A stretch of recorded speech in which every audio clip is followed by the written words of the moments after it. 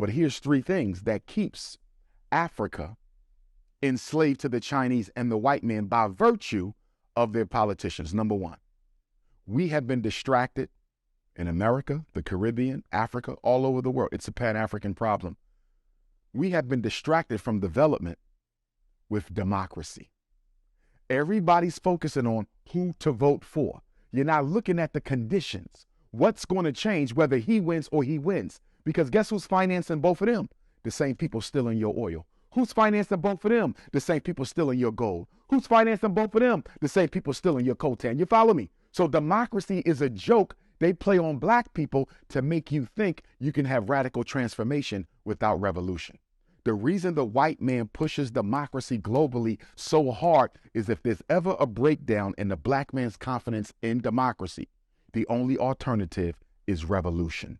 So that's number one. Democracy is a distraction from development. Number two, when I travel, especially Africa, but it's true in the Caribbean also, black people are more concerned with their tribe being in control than they are with liberation from foreign control. Are you following me? I've seen it.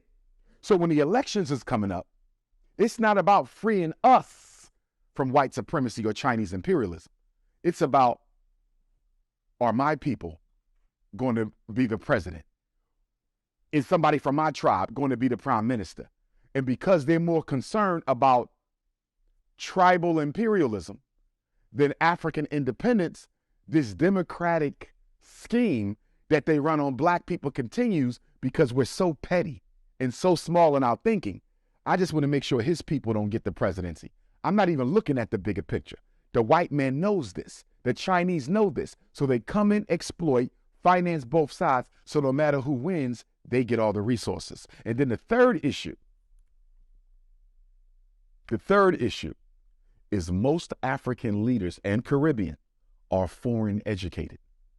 They go to Britain for their education. They go to France for their education. They go to Belgium. They come to America for their education. And what did Dr. Carter G. Woodson say in Miseducation of the Negro? The college-educated Negro is seldom of any use to his race because the education he gets is an education that takes him away from identification with his people. So most of our African and Caribbean and American leaders are Negropean.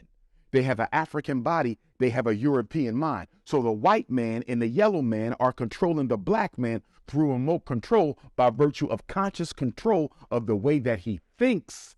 The entire thought process of the African leader, there's a few exceptions, but for most of them and the Caribbean, the entire thought process is that of a white man. How can we get free?